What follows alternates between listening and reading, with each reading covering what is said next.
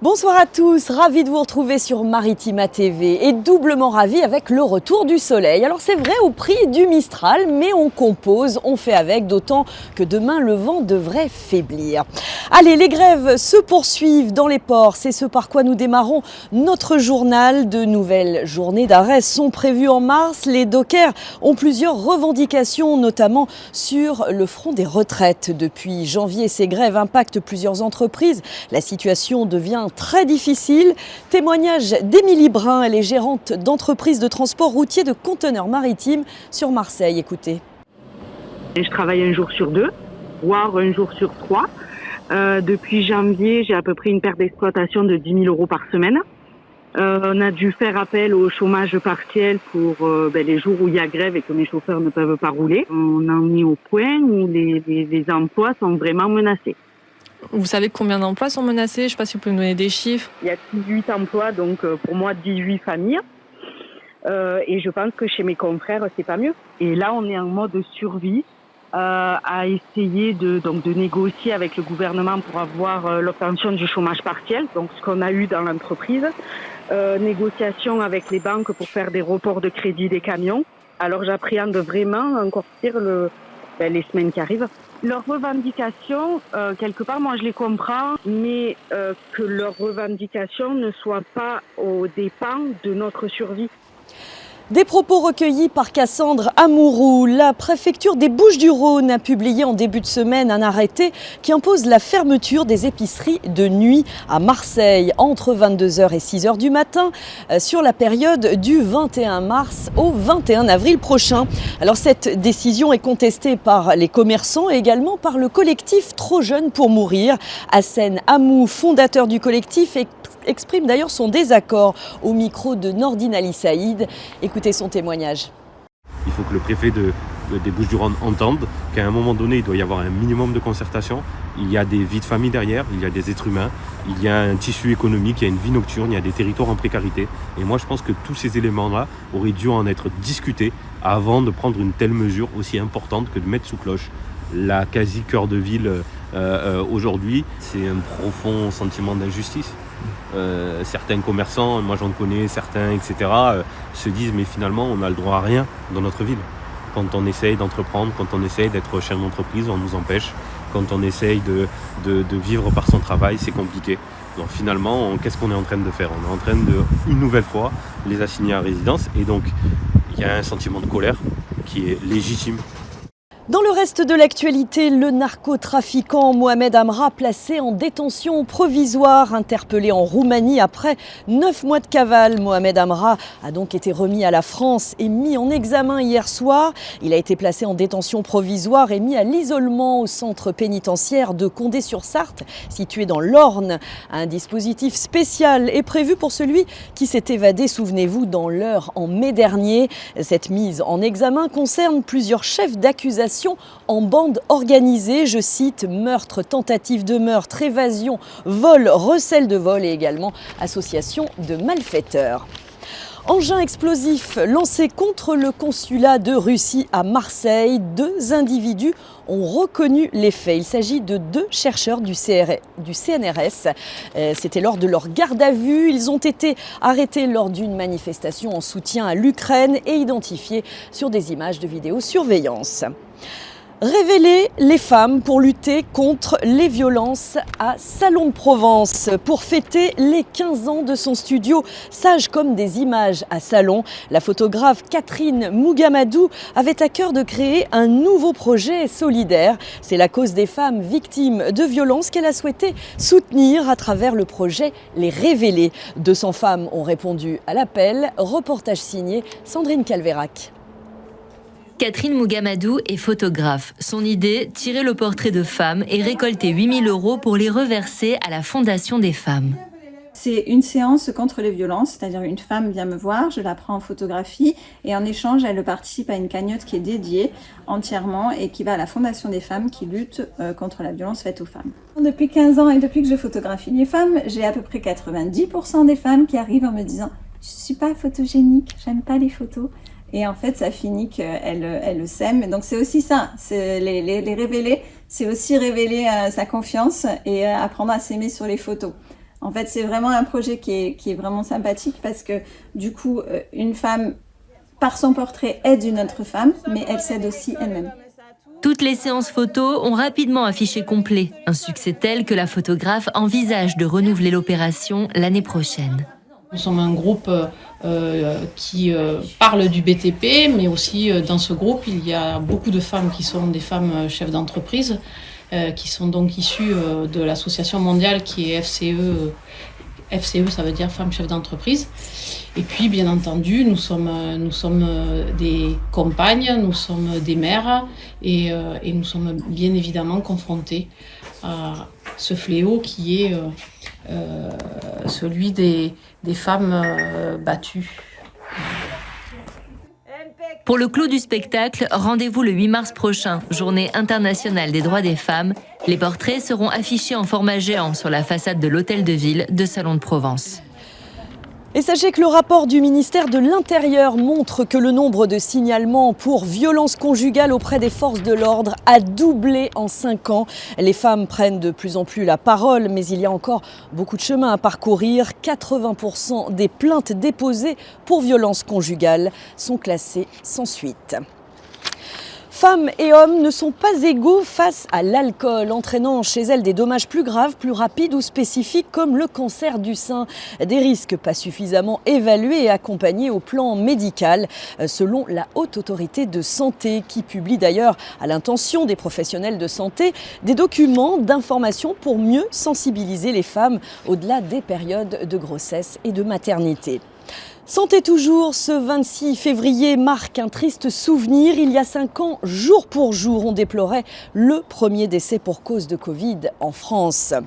Allez, on poursuit ce journal avec un forum de l'emploi exceptionnel qui s'annonce demain à Marignane. 900 candidats sont attendus pour un speed dating géant à l'aéroport Marseille-Provence. 350 postes à pourvoir sur toute la plateforme sur laquelle 5000 personnes travaillent à l'année. Il s'agit d'une majorité d'emplois saisonniers et une vingtaine de CDI pour 25 recruteurs qui seront proposés demain.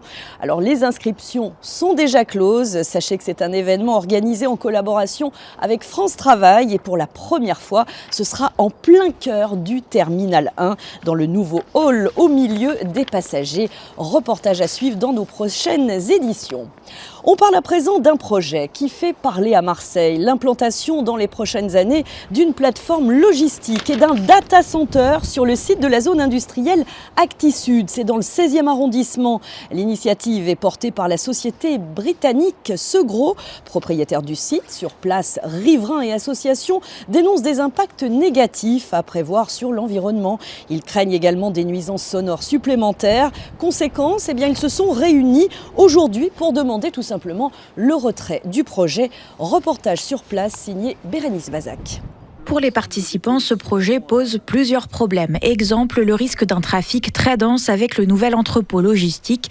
Patrick Robert, coprésident du comité d'intérêt de quartier du 16e. C'est des centaines de camions qui vont se rajouter aux centaines de camions déjà existants dans le quartier et qui convergent tous vers un point d'entrée et de sortie de l'autoroute A55. Les riverains redoutent aussi les nuisances sonores qui vont avec. Et puis, il y a ce data center dans les tuyaux qui inquiète. D'abord, les participants estiment que ça n'est pas la priorité de consommer de l'électricité pour ce projet.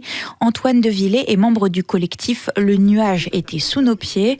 Il documente l'impact environnemental des structures numériques. Ici, il y a le projet de construction d'un data center de 24 000 m². Donc ce qui est un data center considéré comme hyperscale, donc de très grande taille. Donc il fait la taille de à peu près tous les data centers déjà existants à Marseille, alors qu'on sait que les data centers posent déjà énormément de problématiques sur l'accaparement de l'eau, de l'électricité, etc. Et puis au-delà de la surconsommation des ressources, le promoteur a annoncé avec ce projet la création de 400 emplois sur le site industriel. Là encore, les participants sont très sceptiques. Ils assurent qu'il y en aura beaucoup moins. Notez enfin que ce projet en est pour l'instant au stade de l'enquête publique. Cette dernière se termine ce vendredi. Le data center, lui, ne devrait pas entrer en activité avant 2028-2029, sauf bien sûr si les opposants font retirer le projet. Info pratique à Port-de-Bouc, une nouvelle coupure d'eau en vue en raison de travaux sur le réseau d'eau potable. Des perturbations sont prévues dans la nuit de jeudi à vendredi. Notez bien, si vous habitez le secteur, entre 22h et 6h du matin. Ça concernera notamment les abords du canal, l'avenue Maurice Thorez, le Tassy, boulevard Voltaire ou encore Jules Ferry. Des travaux menés par la métropole Aix-Marseille-Provence qui va s'efforcer bien sûr d'écourter ces désagréments tout juste une semaine après les dernières coupures d'eau dans la cité Port-de-Boucaine. À la page football, le président de l'OM risque gros. Pablo Longoria est convoqué en fin d'après-midi par la commission de discipline de la Ligue de football française. Alors, à l'heure où je vous parle, évidemment, les choses peuvent bouger. En tout cas, suite à son énorme coup de gueule contre l'arbitrage français à l'issue de la défaite de l'OM à Auxerre samedi dernier, le dirigeant espagnol sera auditionné par visioconférence. Il devrait connaître sa sanction. Elle devrait être lourde, compte tenu de la teneur de ses propos et de l'émotion qu'ils ont suscité. Longoria avait notamment parlé de corruption avant de regretter ces mots en début de semaine. Donc affaire à suivre, évolution sur notre site maritima.fr. Foot côté terrain cette fois et le rêve continue pour le Petit Poucet cannois en Coupe de France. Et oui, la région sud représentée, nouvel exploit de l'AS Cannes qui a dominé Guingamp hier 3-1. Les Cannois qui disputeront les demi-finales. Et puis Reims s'est qualifié au tir au but à Angers. À l'affiche ce soir, Saint-Brieuc PSG et Brest-Dunkerque, autrement dit la Bretagne en force. On passe sur le ring avec une jeune Istréenne qui n'en finit pas de briller. Chana Fernandez, retenez bien son nom. Elle fait partie de la team Colas Istres Boxing Club. On vous en avait parlé la semaine passée. Elle a remporté le championnat de France de boxe anglaise junior. C'était à Olympe dans la catégorie moins de 57 kilos. Eh bien, elle n'a pas fini de faire parler d'elle. Fruit de son entraînement et de sa détermination, la jeune fille de 17 ans ne compte pas s'en tenir là. Confidence au micro de Jean-Michel Darras. J'aimerais persévérer, pas rêver mais viser le sommet, les JO pourquoi pas, et je vais rêver encore et je vais travailler pour. Tu m'as parlé des JO, c'est vrai que c'est souvent un rêve quand on est un sportif et qu'on veut percer. C'est quoi la prochaine étape 2028, ce serait jouable dans 4 ans, c'est ça ? Oui, dans 4 ans, donc j'ai le temps de travailler.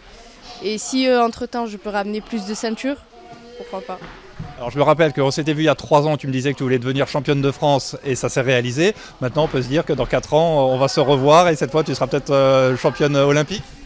Ah oui, j'aimerais beaucoup, en tout cas je vais travailler pour. En plus, tu as une particularité, c'est que tu as aussi été championne de joute. Pas de regret d'avoir abandonné aussi la joute pour te consacrer à la boxe ou finalement tu continues aussi encore un peu ? Non, je continue la joute. Les joutes, c'est que l'été. Ça se déroule de juillet, août et les compétitions ça se déroule l'été donc je peux faire les joutes. C'est sur un bateau. Voilà. Double titre, c'est pas possible. Championne de joute, championne de boxe. Voilà, c'est ça. J'ai fait aussi beaucoup de pieds-points, de kickboxing, j'ai eu des titres. En full karaté contact, j'ai gagné 3 fois la Coupe de France. Mais mon sport, c'est la boxe. Tu t'arrêtes jamais en fait. Là, je suis sportif, j'aime ça. La boxe, les joutes, l'Istréenne décidément sur tous les fronts. Elle va bientôt rejoindre l'équipe de France de boxe pour un stage dès demain. Article complet à retrouver sur notre site maritima.fr. On lui souhaite bonne chance dans la suite de ses aventures. Le documentaire à l'honneur, c'est au festival première fois à Marseille. Alors hier, c'était la soirée d'ouverture de la 16e édition de ce festival dédié au premier film documentaire. Un festival créé par des anciens étudiants avec dans l'idée de trouver des espaces pour diffuser les premiers films. 16 films de 13 à 90 minutes. À l'affiche, les organisatrices Mariona et Lucie étaient invitées dans notre émission La Famille. Extrait, parce que c'est l'occasion, vous allez l'entendre, de rappeler les bases du documentaire. C'est vrai qu'on s'y perd un petit peu en matière de film. Écoutez plutôt. C'est quelqu'un qui nous raconte une histoire avec un point de vue personnel. Et après, il y a 1000 manières de faire un film documentaire.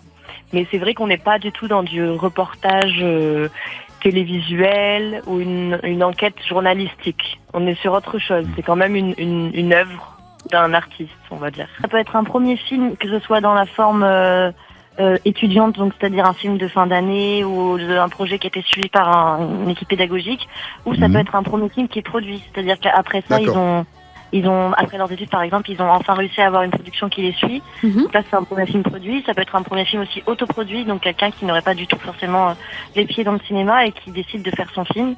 Donc il y a plein de formes diverses. Ça peut être un court-métrage, un long-métrage, ça peut être un premier film long alors qu'on a déjà fait un court qui a été produit. Donc en fait, on n'est pas hyper fermé au niveau du critère de sélection, mais on essaye quand même que ce soit des premiers gestes d'auteur. Et l'invité d'honneur pour cette édition 2025 de La Première Fois, c'est Mohamed El Khatib, auteur, metteur en scène, performeur et réalisateur. Le festival La Première Fois se tient jusqu'à dimanche dans plusieurs salles de la cité phocéenne, la Baleine, les Variétés ou encore le Vidéodrome. Programme complet sur le site festival-lapremierefois.org. Et puis, on vous en parle d'autant plus avec fierté puisque Maritima est partenaire de ce festival avec Made in Doc, le prix Primo en partenariat avec la région Sud permettra à des documentaires d'être diffusés sur Maritima TV. Allez, préparez-vous à scruter le ciel cette fin de semaine. 7 planètes vont s'aligner dans notre système solaire vendredi soir. Saturne, Mercure, Neptune, Vénus, Uranus, Jupiter, Mars, c'est l'occasion de réviser ces classiques en sciences, seront visibles donc dans le ciel à l'œil nu. C'est pour ça qu'on vous en parle pour les plus brillantes. Et puis toutes les planètes grâce évidemment à des télescopes ou encore à des jumelles. Alors les planètes ne seront pas en file indienne, elles feront une sorte de parade dans la voûte céleste et elles seront visibles dès le coucher du soleil. Donc ne manquez pas ce beau rendez-vous. Reste à vous souhaiter une très belle soirée sur Maritima TV. On se retrouve demain pour de nouvelles infos.